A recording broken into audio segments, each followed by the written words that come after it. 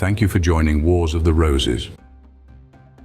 As we continue with Part 3, The Elasticity of a Permanent Body from Some Mystical Adventures by G.R.S. Mead. Chapter 3, The Elasticity of a Permanent Body. Perhaps it may be thought that I propose, in this adventure, to treat of some recondite problem of physics. But that is not my intention. I propose briefly to consider the nature of the permanent element in a religious and international body. Many confuse the idea of body with notions of shape and form, but I would venture to suggest that form is of the mind, while body is of substance. There is a doctrine that man is possessed of permanent body, the substantial ground, as it were, from which proceed and to which return the births and deaths of his impermanent appearances, the perennial root of his evolutionary becomings, and the storehouse of his diversified experiences. It is not asserted that this body is unconditionally everlasting, but rather that it is permanent, in the sense of lasting as long as man desires himself to be a separate individual. It is his last limit as man, his ring pass not, until the great day be one with us, when man transcends individuality and wins his freedom from the dominion of the spheres of evolution by making joyful surrender of himself. That is, of every thought of possessions of his own as apart from others, even of possession in the substance of his so-thought individuality. All his powers of their own selves make joyful surrender of themselves to the great powers, and thus becoming these powers, as Trismegistus says, he is in God. But this is apotheosis, the transcending of the man state of separate existence, and the entering into the communion of those that are, that is to say, the energizing in the everlasting body of all things. The permanent body, then, is not the everlasting body, but the age-long substantial limit of the separated man consciousness.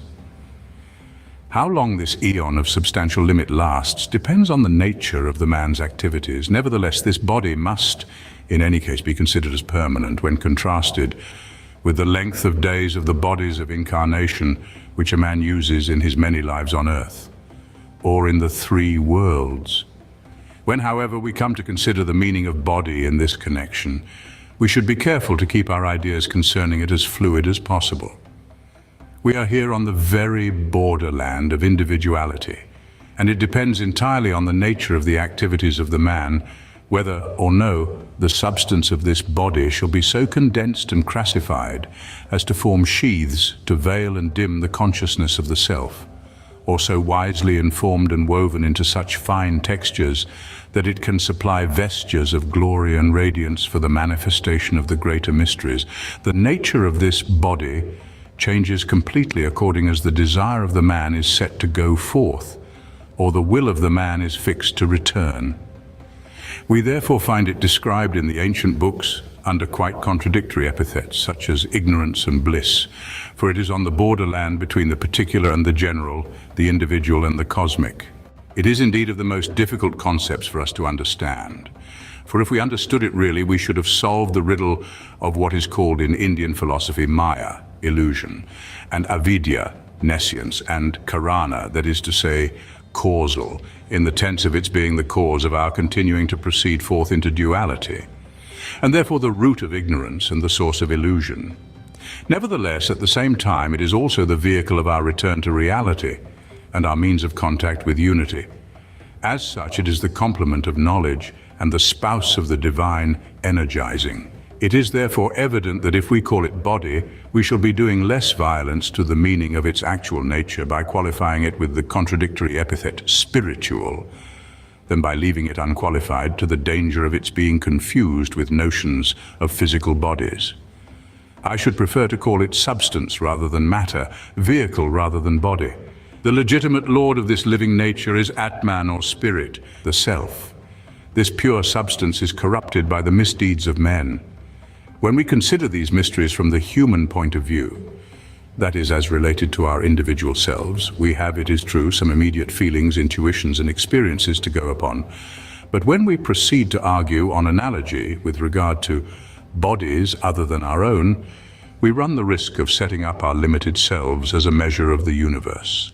When, therefore, we come to consider a body of individuals, we must be very careful not to beg the question by assuming that we are dealing with a problem of a like nature to that of an individual human being.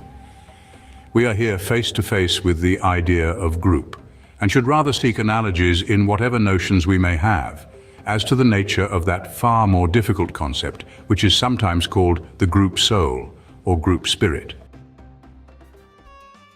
This idea connotes something that is other than the individual. The term is generally applied to animals, and not infrequently, without more ado, we conclude that the human individual is vastly superior, and in our conceit, thank God that we have got beyond that stage. But this is a short-sighted view, based upon the comparison of a single man with a single animal. The group soul idea, I would venture to think, is connected with far wider conceptions. In the first place, it is connected with the tradition of the sacred animals, which all but a few in the West have relegated to the limbo of exploded superstitions. The sacred animals are said to be lords of types, of whom the massive animals of that type are, as it were, the corpuscles of their body.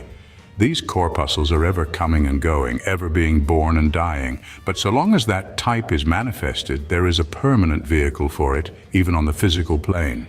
These lords of types, it is said, are great intelligences of the mastermind. They are the truly sacred animals types of intelligence, as well as orderers of modes of life. Now, what obtains among the animals, we may well believe, is not in principle confined to them alone. It is rather a showing forth in modes and forms that man can distinguish plainly in the external world of the mysteries of his own greater nature.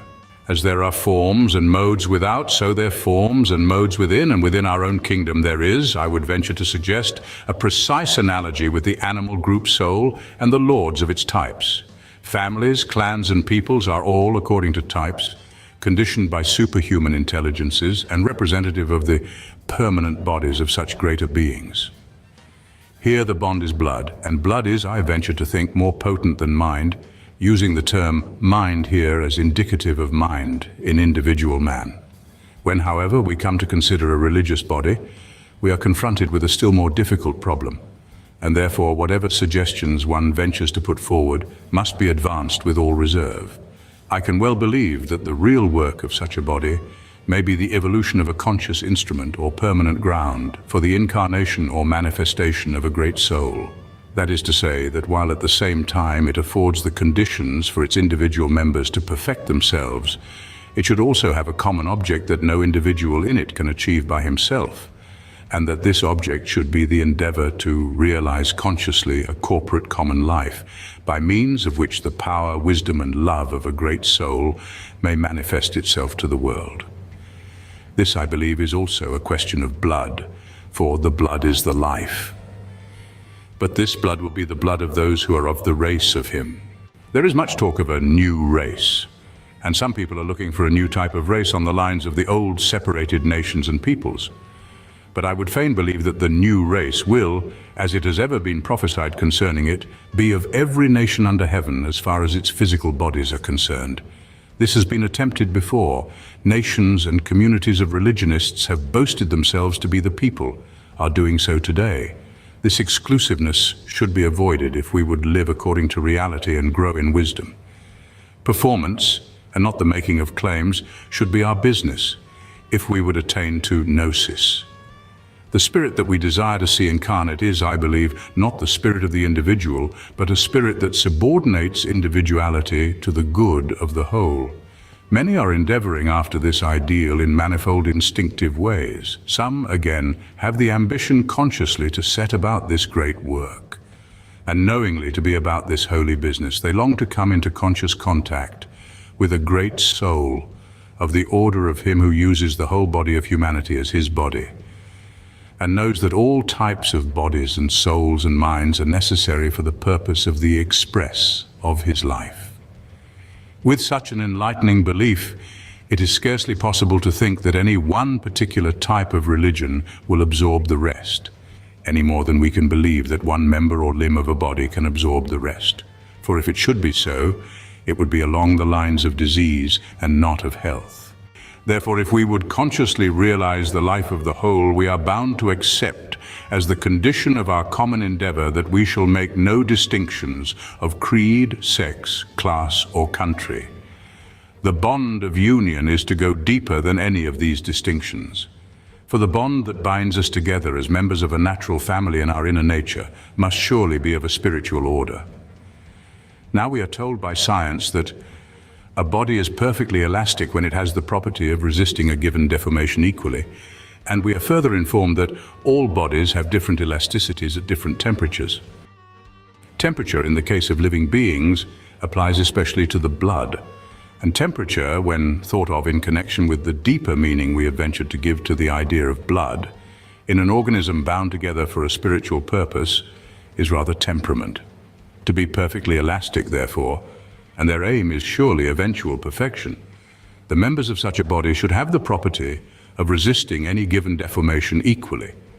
They should have the will to resist equally throughout the body, that is to say, in every unit or corpuscle of which it is composed, any temporary deformation from the type.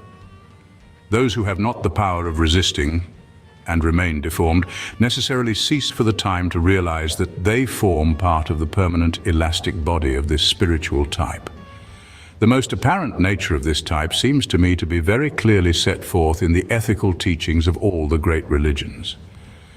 The further marvels of its glorious nature are for the most part hidden from us, for they transcend the individual consciousness. But this much we can know, that it is this type or mold of being that develops in us, or impress upon our substance, what we very rightly call moral character.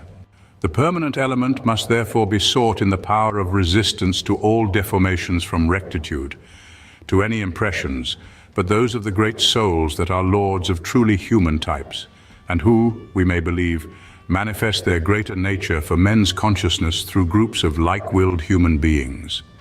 Elasticity is further defined in the dictionaries as possessing the power or quality of recovering from depression or exhaustion, able to resist a depressing or exhausting influence, capable of sustaining shocks without permanent injury as elastic spirits. Let us then, whatever religious body we may belong to, strive to be ever more and more elastic. Elastic spirits, an excellent combination. That is the business we should ever be about, the great work. Reformation, readjustment, restoration, and perpetual refreshment must ever be more and more possible for spiritual cosmopolitans. Elasticity of body, soul, and spirit is the aim, that so men may individually and collectively mirror forth the activities of some great soul that shall vehicle the true mind of wisdom.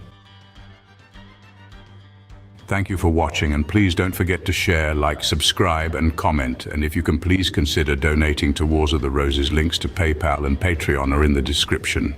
Thank you so very much.